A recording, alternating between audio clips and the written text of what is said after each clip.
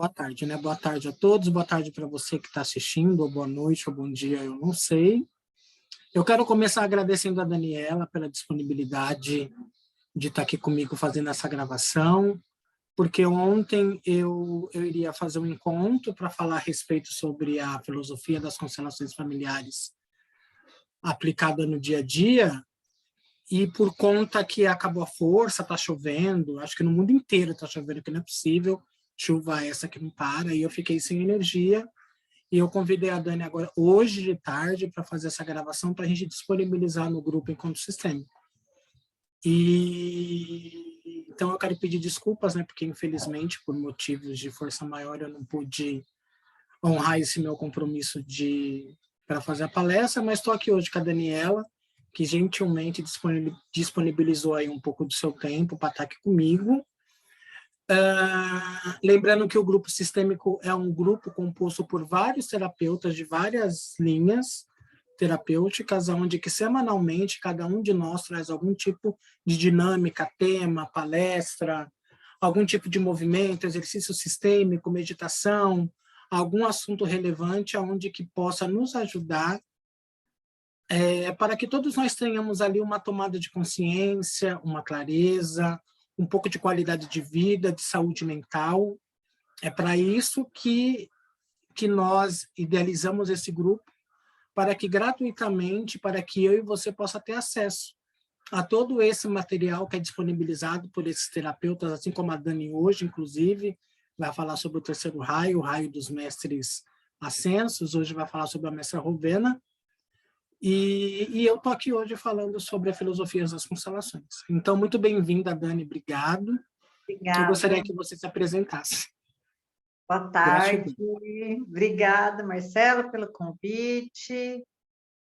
Boa tarde, boa noite, bom dia para quem vai ver, né, esse vídeo depois. Meu nome é Daniela Viana Camacho, sou consteladora familiar sistêmica, instrutora de meditação, reikiana também. Estou aqui com o Marcelo para a gente fazer esse bate-papo, né, Marcelo? Nessa tarde aí. Ô, Dani, vamos comentar um pouquinho como que é para você como aplicar a filosofia das constelações familiares no nosso dia a dia. Você gostaria de comentar falando um pouquinho a respeito? Bom, é algo que não é fácil, né? É algo assim que exige assim esforço, né, da nossa parte, um certo esforço, uma certa atenção, um certo foco, que é o que a minha visão, né? Não é de uma hora para outra que a gente consegue, né, viver como o Reiki, que é uma filosofia de vida, né? Mas a gente começa, principalmente nós consteladores, a gente fica mais atento a certas situações, né? O equilíbrio, né? Dar e receber.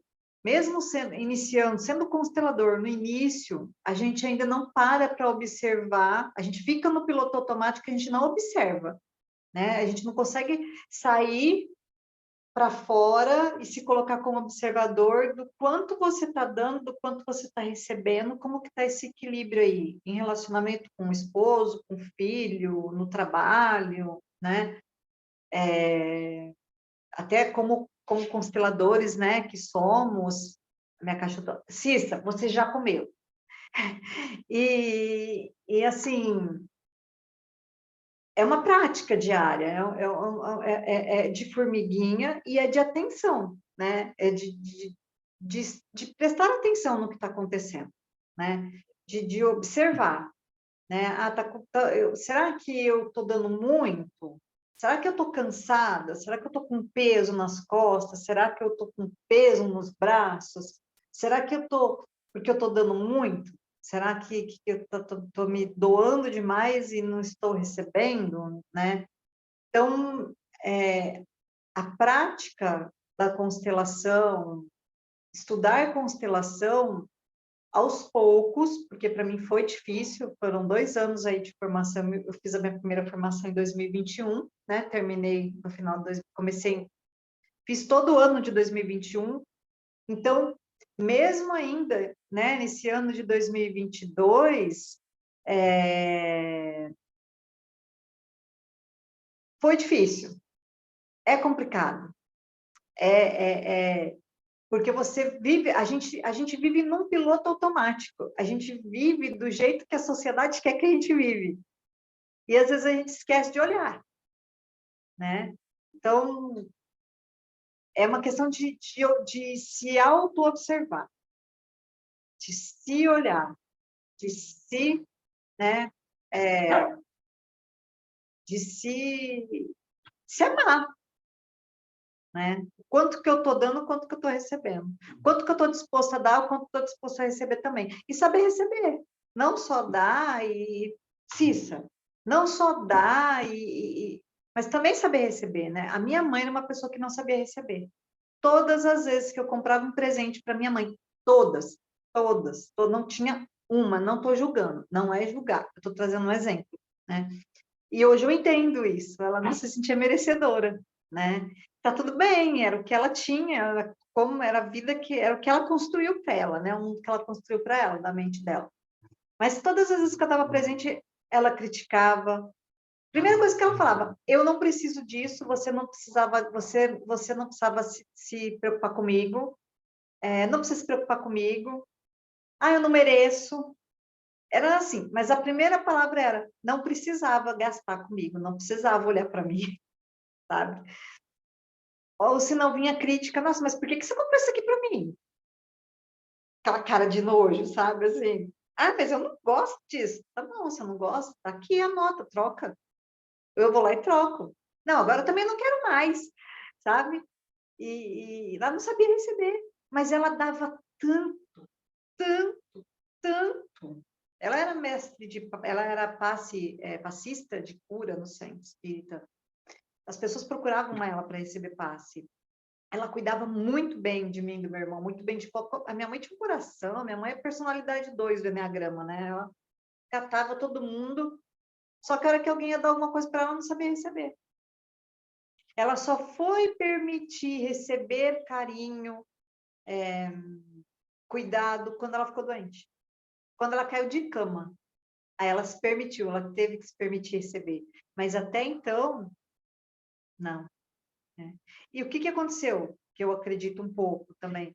Ela, desse processo de não querer, de não aceitar, de não se abrir para receber, e carregar o mundo inteiro nas costas, e carregar todo mundo aqui, né? Todo mundo, o namorado que ela tinha um namorado, meu irmão, né? Eu, as responsabilidades, apesar de que eu sempre me virei, mas querendo ou não, ela tinha, né? Uma preocupação comigo. Acabou desenvolvendo uma fibromialgia danosa, e uma dor nas costas, e as mãos doíam muito. Mas por quê? Porque ela catava tudo aquilo assim, né? Ela pegava tudo aquilo e carregava com ela. Então, eu acho que um dos pontos, né, do dar e receber é essa questão, né? De quanto eu estou dando, quanto eu estou recebendo. Eu me abri para receber, eu me abri para receber do universo, né? Eu, como constelador, eu me abri, me coloquei à disposição do universo, a serviço do universo, para que chegue cliente até mim. Até pouco tempo atrás, eu não conseguia me abrir para isso. Eu tinha uma resistência muito grande por conta de rejeição, né? Hoje, não. Hoje eu já consigo, né, nas minhas preces, enfim. Falei demais. Muito bom, Dani, te ouvir. E é muito difícil explicar às pessoas o que é a constelação. Marcelo, que é o que você começou dizendo. Vou pegar um negocinho na cozinha, já vem. Vai falando, já vem. Tá bom. É o que você estava dizendo, Dani. É muito difícil explicar o que é a constelação familiar. Porque a constelação familiar ela é muito individual. Ela é muito particular para quem vivencia. Se alguém aqui não conheça, e caso queira conhecer o que é um trabalho de constelação familiar, tem que participar de uma vivência, tem que fazer algum tipo de curso de formação, fazer algum tipo de pesquisa a respeito do livro do Bert Hellinger, mas ainda assim você tem que experienciar. passar mesmo, ou seja por um atendimento, ou por uma vivência em grupo, porque cada um de nós vai ter um tipo de experiência. Lembrando que a constelação familiar, ela não é terapia. A constelação familiar é uma filosofia de vida aplicada diariamente através de um trabalho de grupo, através de um atendimento com bonecos individual, através de exercícios, de vivências sistêmicas. E por que a constelação familiar ela não é terapia? Porque não é algo que, assim como outras práticas terapêuticas, que você vai lá quinzenalmente ou semanalmente fazer uma sessão. A constelação familiar ela é tão profunda, que é uma coisa que ela parte de dentro para fora, que não é necessário, pelo menos foi o que o Bert Hellinger deixou, isso muito claro, o Bert Hellinger ele não vendia pacotes de sessões de constelações de familiares, ele não fazia constelação à torta direita com a mesma pessoa, né? Mas quando a pessoa ela entendia essa filosofia de vida que o Bert Hellinger percebeu ao longo de todo esse trabalho, lembrando que o Bert não foi ele quem criou as constelações familiares, esse movimento sistêmico já existia. O Bert Hellinger ele vai dizer que felizmente ele descobriu a dinâmica, ele observou a dinâmica da boa e da má consciência e depois ele observou essas 3 leis sistêmicas, leis que regem os relacionamentos humanos. Leis que regem todos nós, e pouco importa se eu ou se você acreditamos nisso. Essas leis existem assim como a lei da física. E o Bert Hellinger observou essa dinâmica quando ele foi fazer um trabalho voluntário há quase 20 anos na tribo Zulu, lá na África, onde ele observou entre os indígenas ali, entre aqueles membros daquela tribo, que todos pertenciam, que todos faziam parte. A primeira lei sistêmica é a lei do pertencimento. Nada e nem ninguém ficava excluído. Todos faziam parte. E depois ele percebeu que os que vieram antes precedem os que vêm depois. Os que vêm antes vêm força. Os que vêm antes dão, os que vêm depois recebem. Os que vêm antes são grandes, os que vêm depois são pequenos. Isso não era só com uma questão de respeito, mas a hierarquia ela era obrigatoriamente respeitada. Então, todos ali sabiam qual era o seu lugar. E depois, que é o que a Dani endossou bastante, falando a respeito do equilíbrio entre o dar e o receber, ele percebeu que entre esses membros, se você fazia algo de ruim, você também recebia algo de ruim, como se você fizesse algo de bom, você também recebia algo de bom. E a constelação familiar, a espinha dorsal dela são essas 3 leis sistêmicas, que o Bert Hellinger chamou sobre as leis do amor. Então, como aplicar o pertencimento diariamente na minha vida? Se eu entendo, se eu sei que todos pertencem, que todos fazem parte, será que, muito rápido aí, fecha você aí os seus olhos e pensa assim, se você se sente pertencente ao seu sistema familiar, por exemplo. O que seu corpo diz para você? Se é sim ou se não? Porque o nosso corpo, as sensações corpóreas nossas, ela não mente. Você pensou, você tem uma resposta. Será que eu me sinto pertencente ao meu sistema familiar? Essa é a primeira pergunta. Porque quando eu não me sinto pertencente ao meu sistema familiar, nós não se sentimos pertencentes em lugar nenhum. Por isso que muitas facções, ao longo do tempo, elas vão tomando força e elas vão crescendo, porque quando eu não me sinto pertencente ao meu sistema familiar, eu vou fazer parte de outros grupos, de guerra, de ideologia religiosa, de facção criminosa. Eu tenho que pertencer em alguma parte. E muitas vezes, algumas pessoas acabam... Fala, Dani. Eu estou vendo você gesticulando aí. Seu áudio está fechado.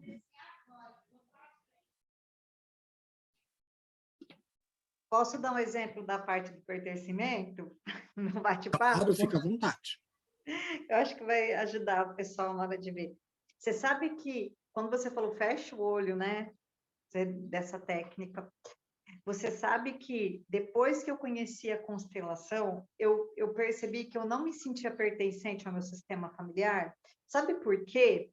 Porque eu sempre tive uma sensibilidade mediúnica muito forte, desde pequena. E eu tinha visões desde pequena. Eu tinha visões, eu ouvia passos dentro de casa, eu via coisas. Meu pai fazia uso de bebida, então o que eu via não era coisa muito bonita, né?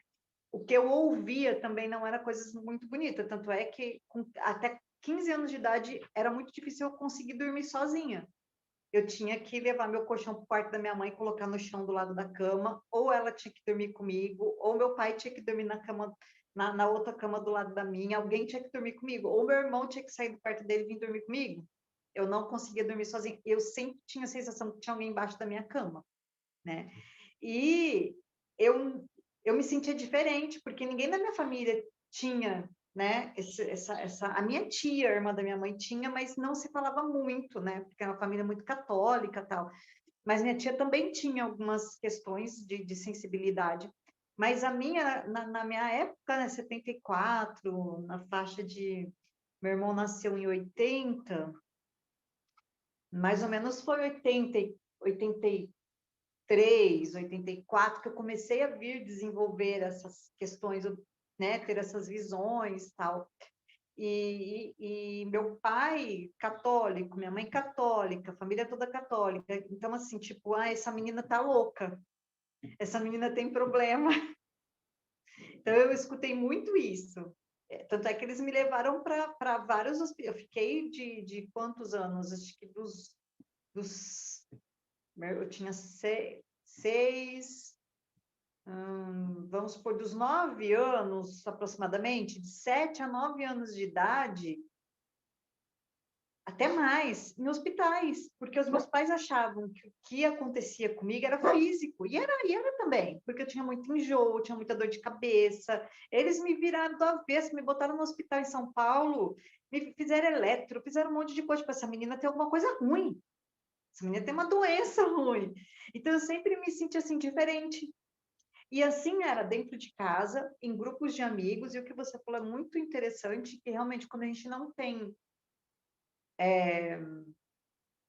não vou dizer autocontrole, não sei, a gente vai para outro caminho, a gente acaba procurando outros caminhos. E eu acho que talvez medo do meu pai, eu não fui por outros caminhos, porque meu grupo de colegas também, ninguém era como eu era diferente das meninas, sabe? Eu com 14, 15 anos, eu queria brincar de boneca, as meninas na minha fase, 14, 15 anos, estavam procurando namorado, né? E eu ainda querendo brincar de esconde-esconde, andar de bicicleta, pega-pega, jogar, acho que é bote, aquele negócio de taco na rua, eu era moleca. E eu falava, meu Deus. Então, assim, eu sofri muito com isso, né? E eu não conseguia me sentir pertencente a nenhum lugar, principalmente na minha família. E aí, com a constelação, eu fui entender muita coisa, né? E aí me coloquei, e sim, hoje eu pertenço e faço diferente, né? É uma escolha diferente. Eu tenho uma sensibilidade muito forte, né? E que é de ancestralidade, que eu sei que é de ancestralidade, hoje eu sei que é da parte materna, de ancestralidade, e hoje eu aceito. Nem o meu dom, esse dom, né? Todo mundo tem, na verdade, nem essa sensibilidade mediúnica eu aceitava. Durante muitos anos na minha vida, eu deixei de lado e não olhei. Isso me atrapalhou muito, porque eu não incluí ela na minha vida, não fiz a inclusão. E depois, na constelação, quando eu fiz a minha primeira constelação, eu me trouxe e me senti pertencente à minha família, mas eu mesma me excluí por conta disso. Me senti excluída de tudo, como você disse, quem não se sente pertencente, não se sente pertencente a lugar nenhum. E eu não me sentia em lugar nenhum, eu não me encaixava em lugar nenhum, né? A ovelha negra da família que a gente estava conversando outro dia, né? A Da má ovelha negra da consciência. família, ela vai fazer algo de diferente, ela sai de um padrão, né, do que todos fazem, né? E quando a gente não se sente pertencente, a gente não sabe se relacionar com o dinheiro, a gente não vai saber se relacionar com as pessoas, a gente não vai saber se relacionar com o nosso aspecto profissional, a gente não vai saber se relacionar saudavelmente com a gente mesmo. Aparecem os problemas de saúde, porque é que nem eu estava falando, né? Fecha os olhos e sente se você se sente pertencente. Um outro exercício é você pensar se você exclui alguém. Tem alguém que você exclui da sua vida? Tem algum familiar que, por qualquer motivo, você exclui, você não quer ter perto, você não gosta? No seu dia a dia com as pessoas à sua volta, tem alguém que você não gosta, de um colega de trabalho, de um chefe no local de trabalho? Feche um pouquinho os seus olhos, onde você estiver aí, e vê se vem alguém na sua mente. E vê qual é a sensação que te traz no corpo. Se te traz uma sensação de pertencimento ou de exclusão. Porque dependendo do que você sentir, lembra, a primeira lei sistêmica ela vai falar que todos pertencem e que todos fazem parte. Se eu excluo alguém da minha vida, eu vou acabar atraindo para a minha vida uma dificuldade. Eu vou acabar criando um conflito. A vida, de alguma forma, principalmente no sistema familiar. O nosso sistema familiar não aceita exclusões. Nosso sistema familiar não aceita julgamento. E ponto, e acabou. Simples assim. A nossa consciência de clã, a consciência do coletivo, não admite exclusões. Ainda que você teve uma mãe que te jogou no lixo, que você teve um pai abusador, que você teve um pai alcoólatra, autoritário, ausente, ou que seus pais te jogaram você numa casa de adoção, não importa. Todos pertencem. Se eu excluo alguém da minha vida, principalmente quando essa dinâmica acontece com o pai e com a mãe, seja consciente ou não, a gente vai ter dificuldade com as nossas relações afetivas que vão aparecer ao longo da nossa vida. A gente vai ter as mesmas dificuldades, é uma dinâmica, não é uma regra. A gente vai ter essa mesma sensação de não se sentir merecedora, de não se sentir pertencente, de não se sentir merecedora de ser amada, em amar, em dar afeto, de receber afeto, porque já que eu não tive, então também não tenho que... Porque cada um de nós só dá aquilo que tem. E isso tem muito a ver com o pertencimento. Porque se eu não me sinto pertencente, se eu não me dou o direito de receber, não da forma como eu gostaria, isso é muito claro, mas da forma que as pessoas podem me dar, meu pai, minha mãe, meus irmãos, meus avós, e tudo aquilo que está em meu entorno, quando eu tomo como que cada um pode me dar, a vida se torna mais leve, porque eu não crio expectativa. Eu não entro numa questão de cobrança. Então, já que um exemplo clássico, né? Quando o pai e a nossa mãe não nos dá aquilo que a gente merecia, ou aquilo que a gente acha que a gente quer, a gente vai cobrar isso do parceiro, a gente vai cobrar isso dos nossos colegas no local de trabalho, a gente vai cobrar do chefe do nosso local de trabalho, das pessoas que a gente tem algum tipo de troca de ajuda. Quantos terapeutas, Cássia é ótimo, Dani, assim como nós, que entre ser reconhecido pelo cliente e receber o dinheiro, o reconhecimento sai em primeiro lugar. E quando nós, terapeutas, trocamos o dinheiro pelo reconhecimento, quando você vai buscar na própria história, essa pessoa não foi reconhecida nem pelo pai nem pela mãe. E busca ainda por esse reconhecimento. Ela não se sente pertencente, reconhecida. Sim. Então, essa filosofia aplicada na nossa vida diária é dar um lugar a todos dentro do nosso coração, é incluir todos.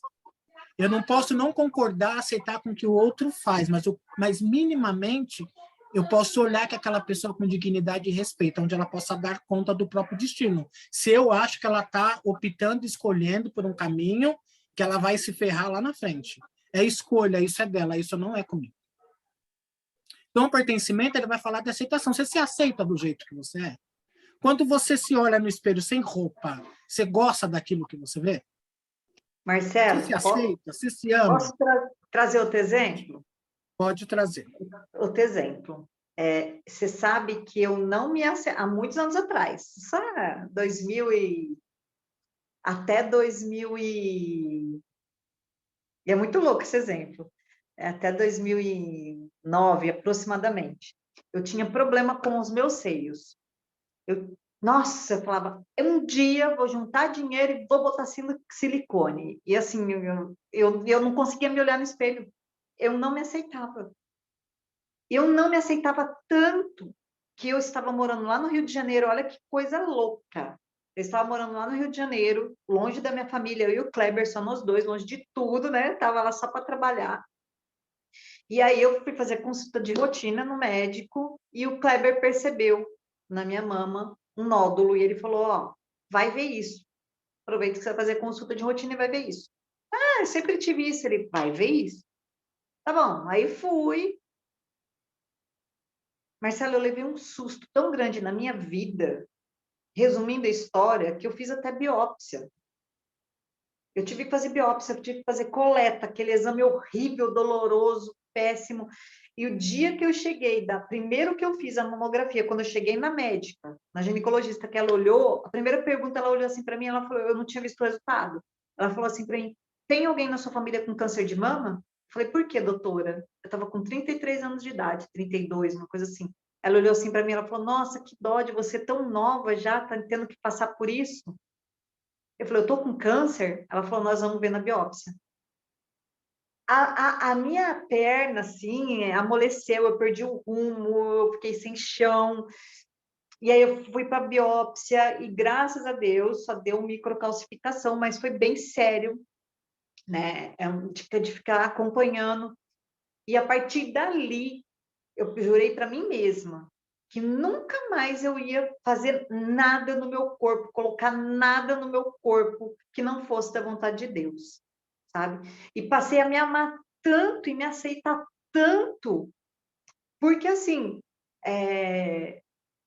com o passar do tempo, me amando e me olhando e me aceitando, até esse nódulo sumiu. Eu só faço acompanhamento por ordem médica. Hoje eu faço cada 2 anos, mas eu fazia de 6 meses. Isso, a sua não aceitação, aonde que ia parar?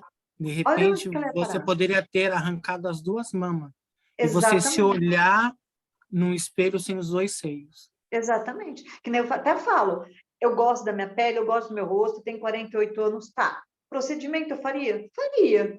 Mas não faria empréstimo, não faria loucura nenhuma para colocar um botoxinho aqui, uma coisinha aqui, leve, leve, leve, E sabe? deixar muito claro Tranquilo. que para quem tem condições de fazer algum tipo de trabalho estético no corpo, se você tem condições, faça. Faça mesmo, para Exatamente. você se sentir bem com você mesma. E se isso vai te ajudar na sua autoestima, ótimo. Vai para uma academia, vai fazer cirurgia, vai fazer o diabo que você quiser. O problema é quando você faz isso para os outros.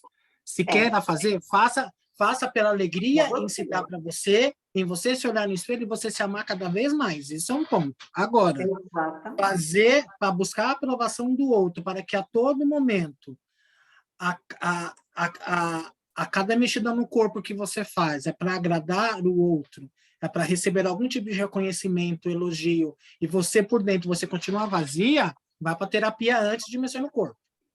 Ô, Vai fazer Marcelo, terapia primeiro, e para o depois duro fazer é qualquer tipo de procedimento eu, estético. e eu conheço pessoas que mexeu no rosto todo e tá infeliz, né? Tipo, eu faria, mas por conta de, não é nem beleza, é mais por conta da pele mesmo. Chega uma hora que a gente precisa ter um colágenozinho na pele, a gente precisa ter, e às vezes só o tomar, mas assim, vou fazer coisa desesperada, igual perguntaram assim para mim quando eu recebi dinheiro da casa da minha mãe, você vai lá na fulana aplicar colágeno? Eu falei, não. Mas você disse que queria. Eu falei assim, tá, mas isso não é minha prioridade. Eu vou me cuidar, eu tô fazendo meu processo de terapia, eu estava nessa fase, eu estava gastando muito com isso. Falei, eu vou terminar. E quando eu tiver, como se fosse um supérfluo, pensando nesse ponto, eu faço. Tanto é que eu tô me senti tão bem que eu me dei a chance de quê? Fazer um álbum de fotografia meu com 48 anos, gordinha. Eu engordei 10 quilos, eu quis me ver com 10 quilos a mais, E sabe? tudo numa boa. Pô, aí assim, meu marido falou alguma coisa, meu marido nunca falou assim para mim, e se o Kleber falar, ele ouve, né? Porque tem muitas pessoas que falam assim, eu vou deixar meu cabelo comprido porque meu marido gosta, eu vou deixar meu cabelo comprido porque o namorado gosta, eu vou deixar comprido porque a sociedade, porque a mulher fica mais bonita de cabelo comprido. Um dia o Kleber falou assim para mim, por que você não deixa seu cabelo crescer? Eu não gosto de cabelo comprido, eu gosto de cabelo curto, em mim, né? Tá comprido agora porque eu quero dar um corte nele diferente e tal, mas um dia eu olhei para a cara dele e peguei e falei, olha, você tá comigo pelo meu cabelo ou você tá comigo por mim? Você me conheceu, eu tinha cabelo aqui, curtinho. Quando ele começou a frequentar minha casa como amigo do meu irmão, meu cabelo era aqui, bem curtinho, Chanelzinho, curtinho, curtinho. Agora você está perguntando por que eu não deixo crescer, por quê? se você me conheceu assim, eu amo cabelo curto. Eu acho que não estou desmerecendo nada disso, mas eu penso que é um jeito, que é uma forma que uma mulher se empodera, até careca. Não tem, é mulher, não tem que ser, você tem que ter o cabelão para ser mulher.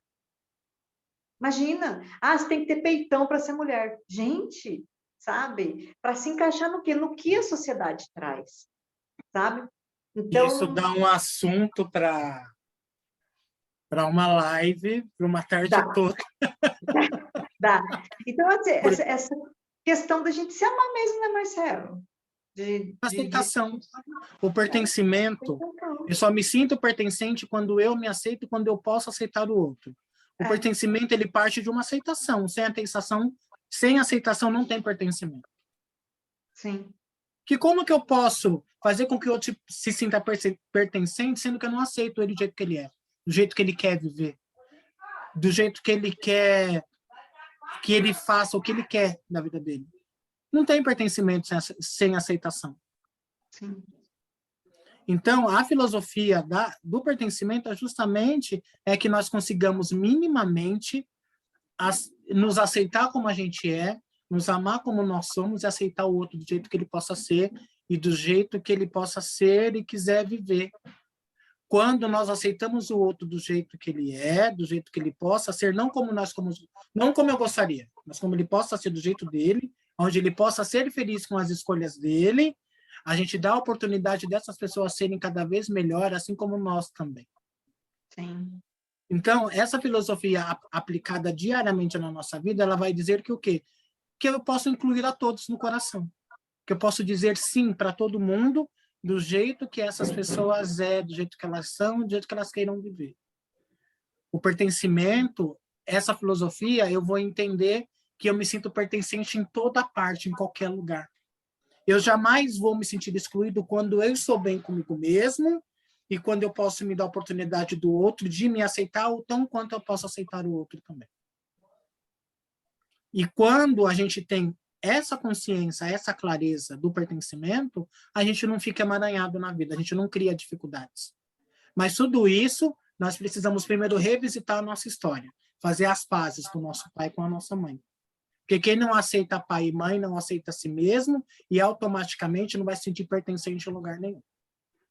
Vai ficar mendigando afeto. A pessoa ela entra numa desnutrição afetiva tão grande que por mais que as pessoas façam, ela pode ter todo o dinheiro do mundo, vai morrer com uma depressão. Porque algo nela não está completo, algo nela falta. E essa falta, ela parte dessa exclusão. Quando eu não consigo olhar para o meu pai e minha mãe, aceitar ele do jeito que eles são, do jeito que eles puderam ser e são. E é isso, é um processo, é um passo a passo. Se tem dificuldade com o pai e com a mãe, vai fazer terapia. Procura a Dani, que faz mesa radiônica, agora está fazendo atendimento individual com constelação familiar, e para olhar para isso. Dani, eu quero partir para um outro ponto para falar sobre a segunda lei sistêmica, que é a lei da ordem. Você quer falar sucintamente um pouquinho? O que você entende? Como que você enxerga essa filosofia aplicada na sua própria vida? vou dar exemplo, adoro dar exemplo. O raio verde é... Hoje eu estava estudando sobre a mestra Rovena, eu falei, nossa, acho que eu devo ter um pouquinho dela. Outra vez ela vive comigo, né? Todo dia eu faço oração pedindo amparo deles. Essa questão da ordem, né? A gente aprender a se colocar no nosso devido lugar, né? E que muitas vezes a gente não, né? A gente não faz isso. A gente nem tem noção disso, né? Eu só fui ter noção disso. Na verdade, até tinha, mas não entendia que isso fazia parte da constelação. Eu sempre entendi uma coisa assim: eu preciso aprender a me colocar no lugar do outro, mas de uma forma, hoje, eu penso de uma outra forma, né? E antes eu me colocava tanto no lugar do outro, que eu acabei me colocando no lugar da minha mãe doente, no lugar do meu pai doente, e não é assim, né? Eu sou a filha, eles são grandes, eu sou pequena. E aí eu me coloquei ali para querer primeiro. Meu pai ficou doente, eu me coloquei ali, tipo, querendo viver a dor dele. Eu entendo, mas a dor era dele, o destino era dele, a doença era dele. Então, eu fiquei muito presa naquilo ali, querendo, né? E depois foi a minha mãe, né? Eu fiquei muito presa ali, enquanto ela fazia quimioterapia, inconscientemente eu queria estar ali, queria dar minha vida por ela. E o lugar é dela, o destino é dela, né? Então, eu não estava respeitando isso. E algumas situações também era no relacionamento deles, né? Meu pai e minha mãe tinham um relacionamento muito conturbado. Quantas vezes eu entrei no meio da relação dos dois e falei, larga do meu pai, separa. Ah, eu não posso, porque eu não tenho serviço. Não, você tem, você é manicure, você faz faxina muito bem, você faz bolo muito bem, você pode se virar. Larga. Olha que audácia e petulância minha. Hoje eu tenho esse entendimento, né? Se colocar no lugar do outro, mas até como Bert assim? Hellinger vai chamar isso de arrogância. É, isso eu falo agora. Tem um dos livros dele que eu estava lendo esses dias, que acho que é Constelações Familiares, se eu não me engano, que ele fala. Acho que é esse. E olha que petulância minha, né? Então, hoje eu tenho essa visão, hoje eu consigo entender. E trabalho isso em mim até hoje. E é uma dinâmica muito comum, né? Quando os filhos se metem no meio dos pais, acontece ali uma triangulação, ou seja, dois se unem para ficar contra um só. É. Bert Hellinger vai falar sobre a triangulação, quando um dos pais reclama, né, do companheiro, da companheira, usa o filho ali como ponte ali de comunicação, entre ali o casal, e é uma dinâmica que acontece quando nós somos criança, né? Os filhos morrem pelos pais. Mamãe e papai, antes de você morrer, eu morro por vocês primeiro. Eu, por amor, eu entrego a minha vida pela senhora ou pelo pai, enfim. É. E é muito comum, né? Como que essa questão, né, de estar fora da ordem, você deu um exemplo maravilhoso, usando esse seu próprio exemplo com os seus pais, é que quando os pais não vão se separar, a criança adoece, inconscientemente ela adoece. Aí os pais desistem naquele momento em se separar porque o filho ficou doente. É como se o filho inconscientemente ele quisesse salvar a relação do pai e da mãe. Então, uma das dinâmicas que a gente consegue perceber o quanto que nós estamos fora do nosso lugar. O Bert Hellinger, no poema lindo, ele vai dizer que o amor é a água e que a ordem é o jarro.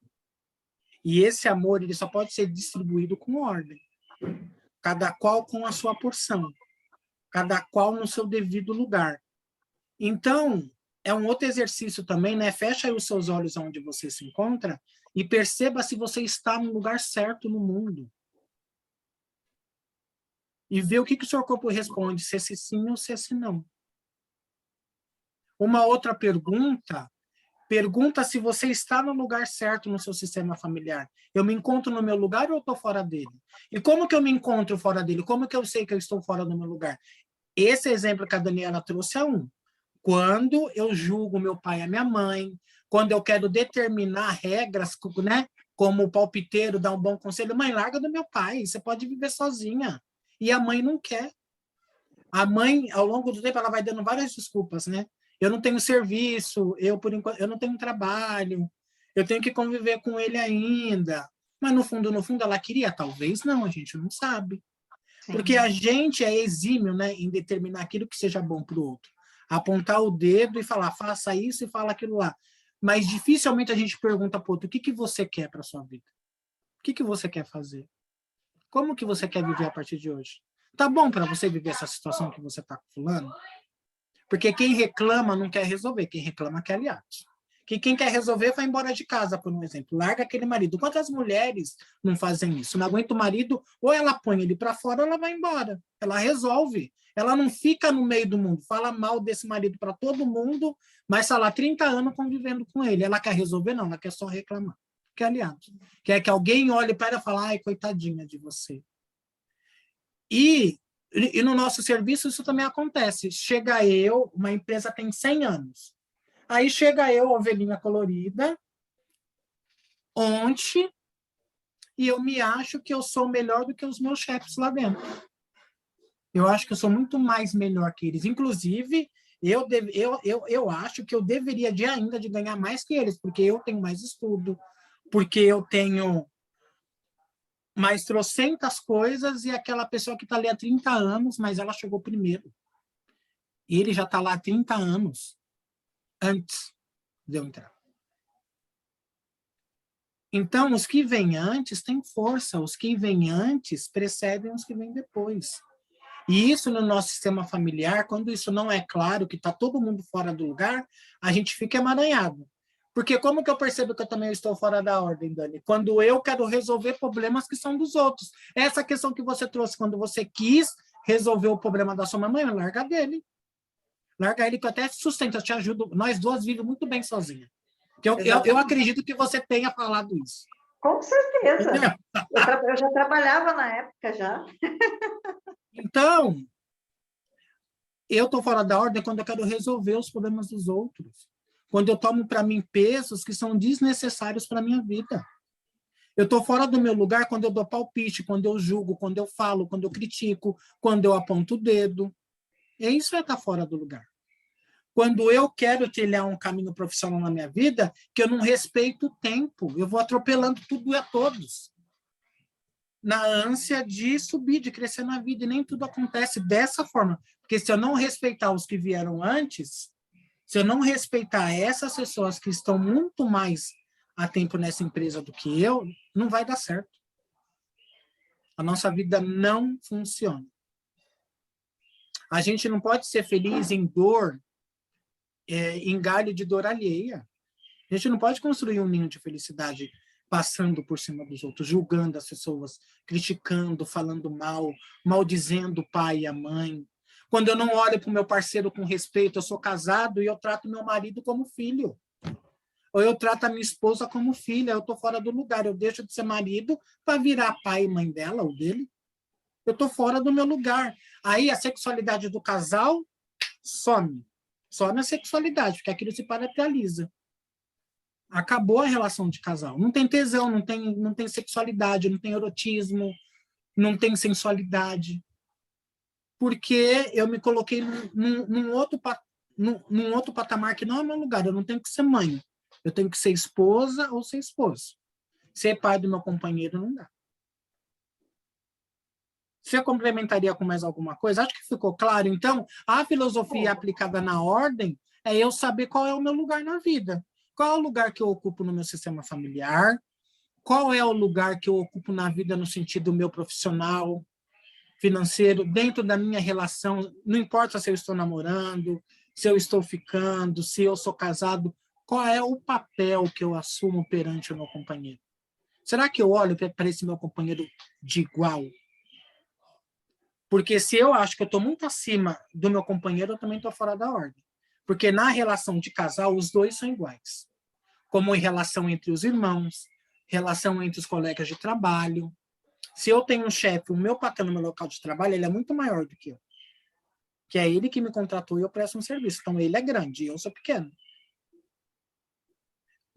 E esse vínculo de ordem, ele fica só até enquanto eu presto serviço para essa empresa. Eu saí, acabou a ordem da hierarquia. Que daí eu vou ter uma outra ordem em outro lugar.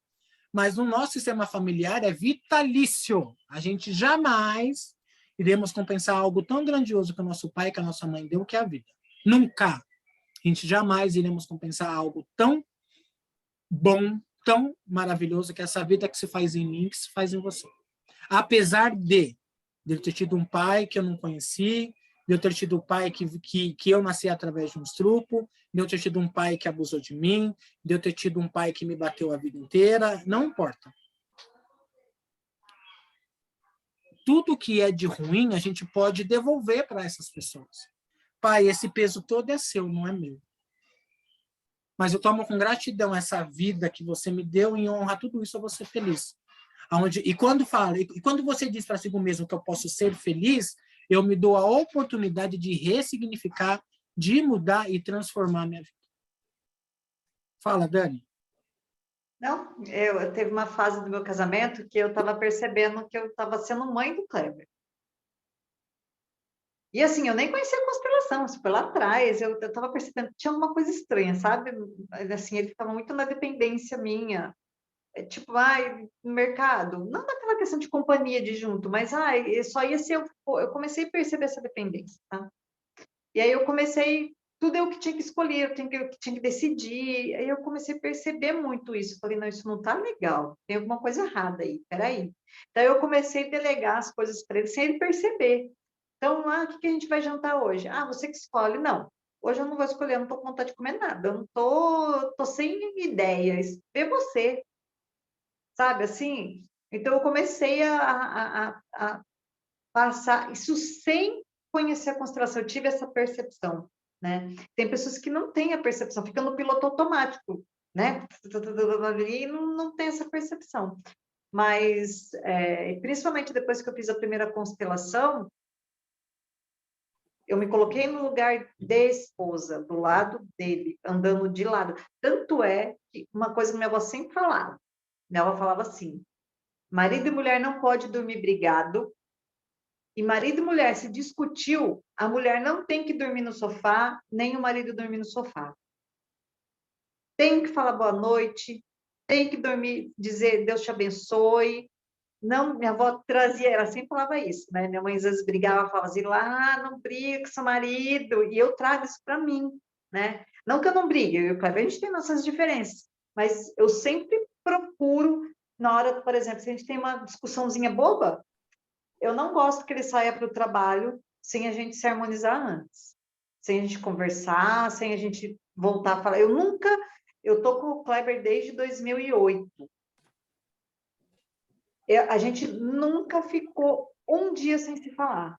E coisa que eu vejo assim, em colegas e casais de amigas, que, tipo, falavam assim, ai, faz uma semana que eu não falo com meu marido. Mas como assim? Vocês moram numa casa? Vocês moram na mesma casa? Uhum. E como que vocês conseguem ficar sem se falar? Aí eu não olho na cara dele, ele não olha na minha, mas como é que vocês dormem? Ah, ele dorme no quarto do fulano, eu durmo no meu quarto. Mas como que vocês conseguem? E eu fico imaginando, não é julgando, mas eu fico imaginando como assim, né? Porque eu não sei se é porque eu vim de uma, né, de uma geração ali, de um casamento de conflito, e eu não quis viver o que eu vi, sabe? Eu quis viver diferente, e também trazendo sempre esse exemplo da minha avó falava, Mofia, não briga com o Nerso, que é meu pai, né? Não vai dormir brigada com seu marido, você não sabe o dia da manhã, amanhã ele pode não acordar e você vai se arrepender. E isso é muito. O casal se fica infantilizado, né? Porque geralmente, quando os pais brigam com a criança que é pequena, a criança que vai dormir emburrada, como, né, de mal do papai e da mamãe. Né? Entre dois adultos, né, essa questão que você está trazendo. Nós temos que olhar para isso e resolver. Não é fácil, mas que você trazer algumas questões, né? Tipo, eu sempre, né, eu sempre ouvi minha avó nessa questão, e até com colegas, né? Tentar não sair de perto, tipo, quantas vezes eu tive discussões no meu trabalho com uma colega lá e vim embora e depois ficava pensando, nossa, se acontecer alguma coisa comigo ou com ela, eu não vou ter tempo de desculpa, eu não vou ter tempo de, sabe, assim? Então, eu sempre procuro, porque a gente não sabe o que vai acontecer daqui a pouco, né? E essa harmonia de casal não é fácil.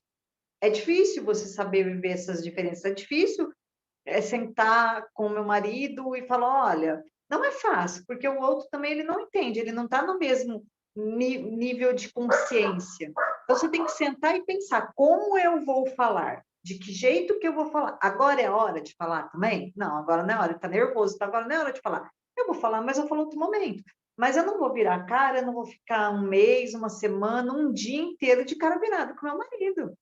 Emburro? Claro que emburra. Minha criança emburra, tem hora que ela emburra. Eu tenho as minhas crenças, que tem hora que ele fala coisas que pega lá, né?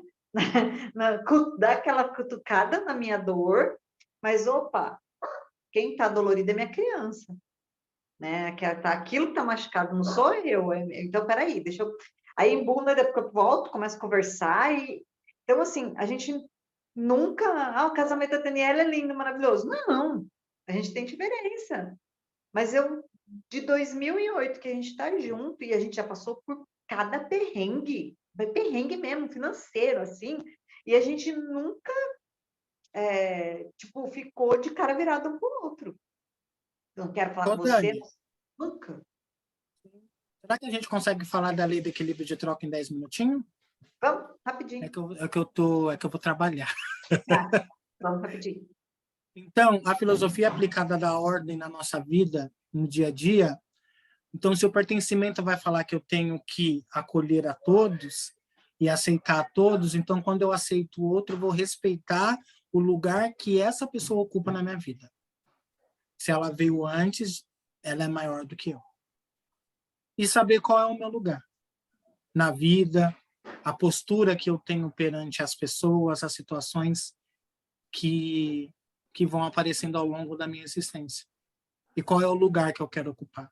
Eu quero ocupar um lugar. Eu, como pequeno, será que vale a pena ocupar um lugar de grande? Será que eu, pequeno numa empresa, será que eu tenho, né, que trazer todos os problemas a mim, como eu que cheguei onde tenho que resolver tudo? E em falar em resolver tudo, nós vamos entrar na lei de equilíbrio de troca, que a Dani começou falando muito bem a respeito disso, que é o equilíbrio entre o dar e o receber. E essa filosofia, ela vai falar sobre a saúde das relações adultas. Quem muito dá, tira a dignidade de quem recebe. O que leva muitas pessoas, às vezes, a fazer de tudo pela família e pelos outros. O que será que está por detrás de tudo isso? Porque quem muito faz pelos outros vai acumulando uma dívida que essa pessoa que ajuda, na maioria das vezes, ela vai cobrar a fatura depois. Porque a primeira coisa que ela vai jogar na sua cara vai ser o quê? Eu fiz tanto pelo fulano, eu só me fodi. O fulano não me valorizou. É muito comum escutar essa frase quando um casal se separa, por exemplo. Geralmente a mulher, não que os homens não aconteçam, mas a mulher, ela fala, eu fiz tanto pelo fulano, e o fulano me traiu, o fulano foi embora de casa, o fulano me largou, o fulano não me ama mais, eu fiz tudo por ele. E é justamente isso. O fazer tudo, aquela pessoa, ela se apequena perante você e você fica muito grande. Porque a mulher, ela tem que dar conta de resolver, de fazer tudo, de falar tudo, de equilibrar tudo, e não deixe com que o outro compense da mesma forma. Quando numa relação de casal o outro não consegue compensar aquilo que ele recebe de você, ele vai procurar fora uma dinâmica, não é uma regra, ele vai procurar fora alguém que ele possa equilibrar. Você joga ele para fora da relação. Porque inconscientemente ele não tem como compensar aquilo de tão grande que ele recebe, ele vai embora. É simples assim. Por que que as pessoas que a gente faz tanto, elas somem da nossa vida, que nem muito obrigado elas falam? Ainda só falta dizer pra gente assim, mas você fez o que você quis, eu não pedi. É, é essa falta de equilíbrio entre o dar e o tomar. Será que as pessoas que eu quero ajudar, elas me pediram ajuda? Eu fui solicitado para alguma coisa, ou eu fui lá e me meti e falando que eu posso resolver e dar conta de tudo? Não, fulano, pode deixar que eu resolvo, vem aqui. Traz aqui que eu resolvo, eu dou conta. Uhum. Você até pode dar conta dessas questões, mas somatiza no corpo uma doença. Uma dor nas costas, problema de coluna, geralmente, eu faço auriculoterapia, Dani, lá no hospital onde eu trabalho, e tem muitas pessoas que reclamam de dor nas costas, né, de dor na coluna. E como que é a sua ajuda? Ai, da minha família, todo mundo me pede, eu sou o salvador da pátria. Eu sou tipo uma espécie de conselheiro da família. Todo mundo me vem, me pede um conselho, todo mundo me vem, me pede algo para me resolver, eu vou lá e eu resolvo. Uhum. Mas como que você está hoje? Você fica bem com isso ou você fica pesado? Ah, eu estou de saco cheio, eu não aguento mais. Que quando eu preciso de ajuda, ninguém me ajuda. Falei, você consegue agora identificar a possível origem da sua dor nas costas? Essa coisa de levar tudo de todo mundo, de querer fazer tudo por todo mundo. Aí a pessoa lá para assim. Eu nunca pensei por esse lado, eu nunca pensei sobre isso. Isso que você está me dizendo faz sentido. E realmente eu faço tudo para todo mundo. E o que está por detrás disso? O que leva você a querer resolver tudo de todo mundo? Fazer tudo de todo mundo? fazer tudo para o seu companheiro, resolver tudo. O marido vem reclamando de algo do serviço, falta só a mulher ligar lá no serviço, porque o meu marido está falando aqui que você, e você pegar o telefone, ligar e resolver. A questão é que só o seu marido dá conta, que só ele pode resolver. Isso acontece também no trabalho. Quando eu estou trabalhando, eu tenho que dar conta da minha parte, do que cabe a mim fazer. A gente sempre faz mais um pouquinho, né? Um colega de trabalho, de repente, te pede algum tipo de ajuda, ou algum favor, ou algo que você possa fazer, desde que você não vá cobrar depois, porque pode acontecer de você pedir e naquele dia o seu colega não poder te ajudar. Aí como que você vai ficar? Você vai ficar magoadinho? Vai ficar triste? Vai ficar com raiva? Porque aquele dia, né? Porque a nossa mente é de elefante, né? Porque teve um dia que você... Aí começa o jogo do lenga-lenga, que é o jogo da cobrança, né? Vamos atacar na cara, fazer uma terapia de choque, porque eu te ajudei quando eu preciso. Será que a nossa ajuda, o que está por detrás disso? Será que sempre tem alguma coisa, tipo, né? Eu vou te ajudar você hoje, porque lá na frente isso pode me ser útil. Será que é esse tipo de postura interna que eu tenho, esperar sempre algo de alguém? Porque já que eu faço, eu quero receber também. Mas se o outro não puder compensar? E se o outro não puder fazer? O que a gente faz? Vai ficar chateado, com raiva, com mágoa? A gente adquire um câncer para a vida. Porque a mágoa, o ressentimento, o câncer está muito ligado a esse sentimento. Da mesma forma que o câncer corrói, e não importa, né? A pessoa ela cura um câncer de mama e o câncer vai para o intestino. Ele só muda de lugar, mas câncer é câncer em qualquer parte do corpo. Não importa. E quando você para, Dani, acho que você já passou por isso, que você também atende, o câncer está muito ligado a esse tipo de, né, de ressentimento, de mágoa, tristeza. A pessoa, ela ter feito uma vida inteira pelas pessoas e ela acaba, no final da vida dela, os filhos não dão mais atenção, casam, vão embora de casa, cada um vai viver sua vida, aquela mulher se sente sozinha. O marido que não passa a dar toda aquela atenção que dava anos antes. E assim a gente vai contando uma história para nós. E quando a gente não sabe equilibrar essas trocas, porque acontece duas dinâmicas, né, Dani? Eu já vou deixar você falar. Você está ansiosa aí para falar, que eu sei. Não. Deixa no saco. Tem duas dinâmicas. Os que querem só dar, só fazer. E tem os que têm dificuldade de receber. Em qual patamar que você está? No que se dá demais ou que tem dificuldade para receber? Porque quem muito dá tem dificuldade de receber. Eu percebi essa dinâmica em mim. Eu até hoje, se eu recebo um elogio, para mim é tão custoso, eu fico todo... Pode só me enfiar igual uma ema debaixo com a cara na terra. Uma avestruz, sei lá. Porque e hoje eu me permito receber. Tudo. Tudo que seja de bom pode vir. Eu recebo, eu quero. Se é troca de atendimento, a gente troca atendimento. Se eu presto um serviço para você, eu quero receber por ele. A nossa vida, ela funciona através das trocas. Ninguém faz nada sozinho. Essas pessoas que batem no peito, eu não preciso de nada, nem de ninguém, porque eu sou muito autossuficiente, porque eu faço a coisa... Você não pode porra nenhuma. O que você pode? O que é seu? Para mim investir, eu vou depender de alguém que produza um tecido, eu vou precisar que alguém corte, eu vou precisar que algum costureiro costure, eu vou precisar que alguma empresa compre para colocar na loja para eu comprar. Como que eu não preciso de ninguém? Para mim comer, eu vou precisar com que alguém plante a semente primeiro. Para mim, no mercado, comprar o arroz e o feijão. Como que eu não preciso de ninguém? A gente não faz nada sozinho, a vida ela é feita de trocas. Trocas sadias, equilibradas. Onde um faz, o outro recebe, o outro dá e o outro recebe e dá. É essa balança. Quando isso está muito descompensado, Aí vem as mágoas, vem os ressentimentos, vem as brigas, vem a tristeza, vem a depressão. Porque qual é a história que a gente vai contar para a gente? Eu me dei muito e não fui valorizado. Eu fiz muito e não fui reconhecido. Eu fiz muito e ninguém me deu valor. Fala, Dani. Essa questão também, a gente, né, relacionamento e em trabalho também, né, Marcela? Tem muitas pessoas que, aquilo que você estava falando, né, no trabalho faz muito além daquilo que lhe compete por alguma situação interna dela, que a gente não está aqui para falar qual, mas... E aí depois é mandado embora. E a pessoa fala, nossa, eu fiz tanto por aquela empresa, agora me mandaram embora. Assim, muito intuitivamente, sabe?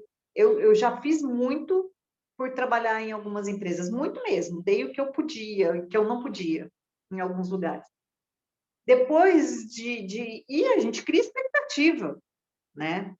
Depois disso, quando eu vim para Marília, que eu trabalhando numa empresa muito grande, numa construtora muito grande, não, minto, lá no Rio de Janeiro já, quando eu fui trabalhar na escola, quando eu me coloquei assim, eu falei, bom, intuitivamente, eu vou trabalhar na área da assistência, né?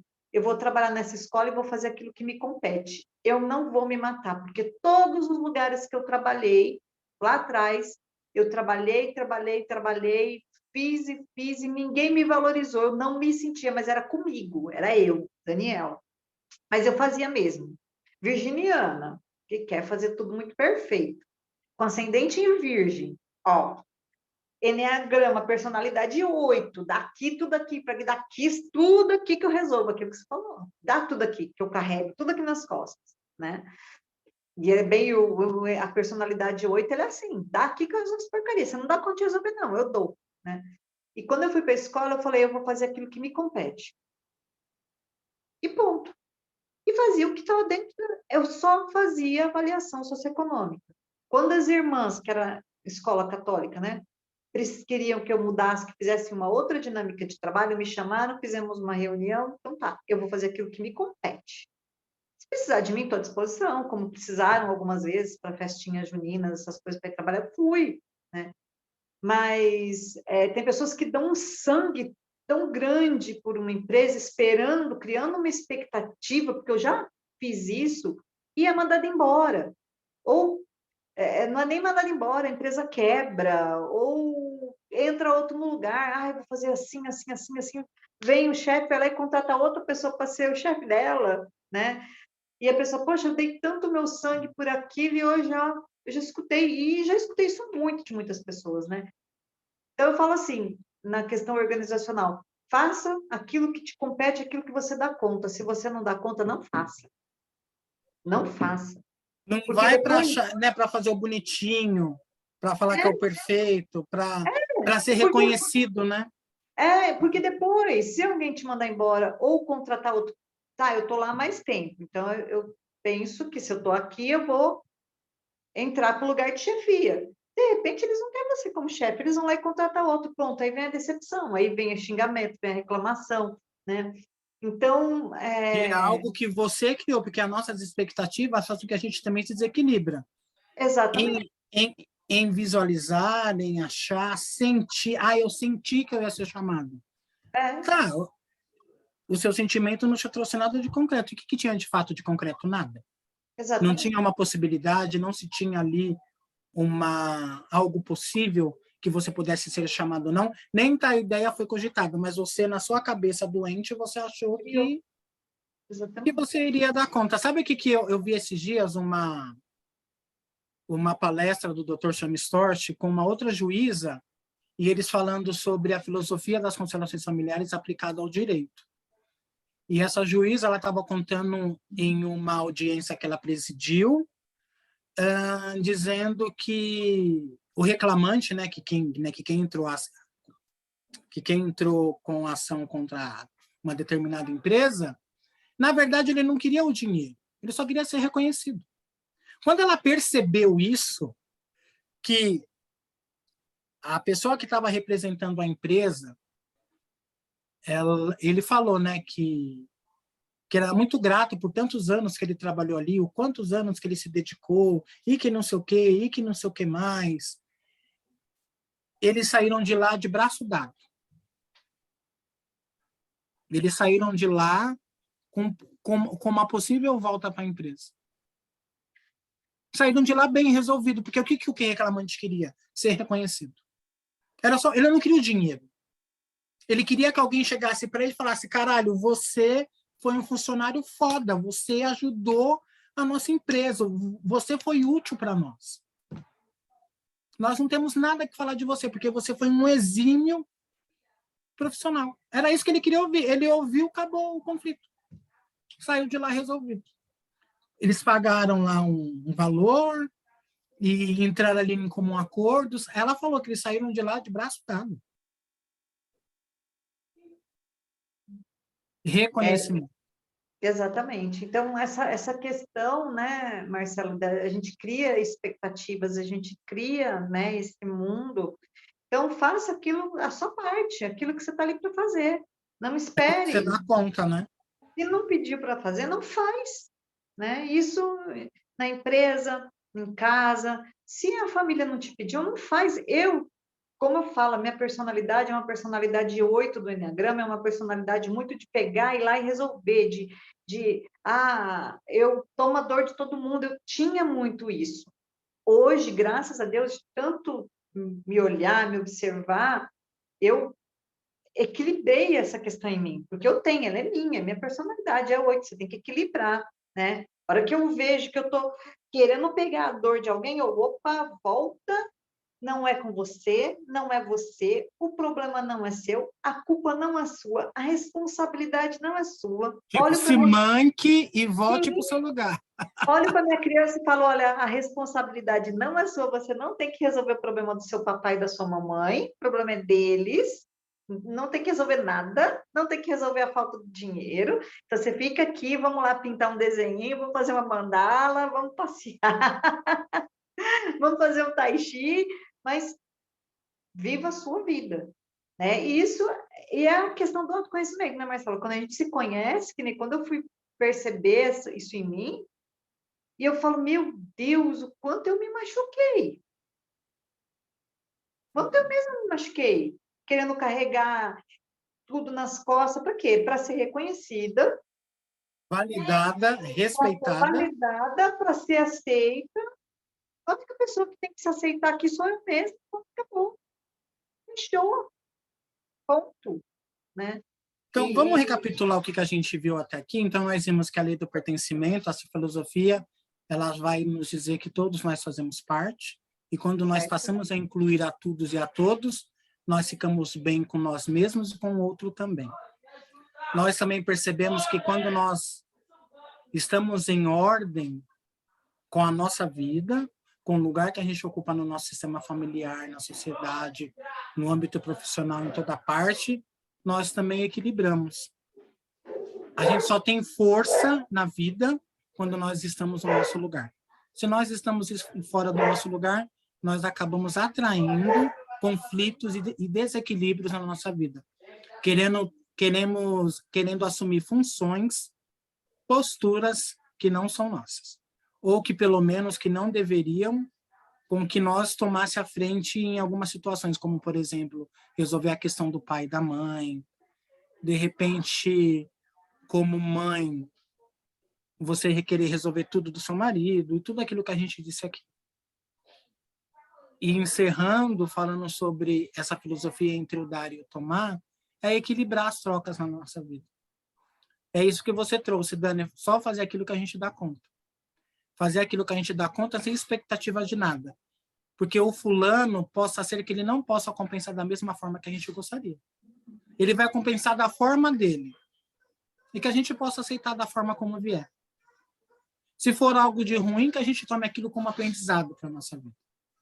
E se for como algo bom, que a gente possa somar com aquilo que já tem dentro de nós. Que a gente possa receber no sentido eu também mereço. Eu posso receber esse presente não da maneira como que eu quero, mas da maneira que você pode me dar, eu aceito. E faço algo de bom com isso. Então, eu espero que com que eu e a Dani Se algo que nós falamos aqui tenha feito sentido para você, experimente, aplique na sua vida, teste e nos vai dando notícia. Joga lá no grupo algum comentário. Pode chamar eu, a Dani, se caso tiver alguma dúvida em correlação às 3 leis sistêmicas que a gente responde. Sim. Eu, mais uma vez, eu quero agradecer a Dani pela oportunidade de compartilhar da sua companhia, Obrigada. da sua experiência de vida, dos seus exemplos, das suas histórias, do seu conhecimento terapêutico, que é muito rico, é muito bom para mim estar aqui com você. Mais tarde nós temos o seu encontro, falando sobre o terceiro raio, o raio rosa da Mestre Rovena, às 19h30. Para quem não puder participar, vai ficar gravado, eu vou disponibilizar mais tarde lá no grupo. E um bom final de semana, né, Dani? A todo mundo. Bom final de semana para todo mundo. Gratidão. Para você. Obrigada. Kleber, para as cachorras. Não atiram, não atiram. Que bênção, né? Hoje nós estamos no lucro hoje. E hoje em casa, hoje o pessoal da minha casa deu paz também, porque a minha casa parece um hospício. Passa um grita, passa o outro chora, para o outro berra. E até semana que vem, se Deus quiser, nós estaremos aqui com mais um outro assunto, que é onde a gente possa trazer essa tomada de consciência, essa clareza, essa qualidade de vida, quando nós pode olhar para alguma questão, que a gente possa ressignificar, mudar a nossa própria história, né? Fazer um pouquinho diferente. Dani, um beijo. Beijo. Gratidão, obrigado. Gratidão. E a gente vai se falando pelo particular. Tá, até mais tarde.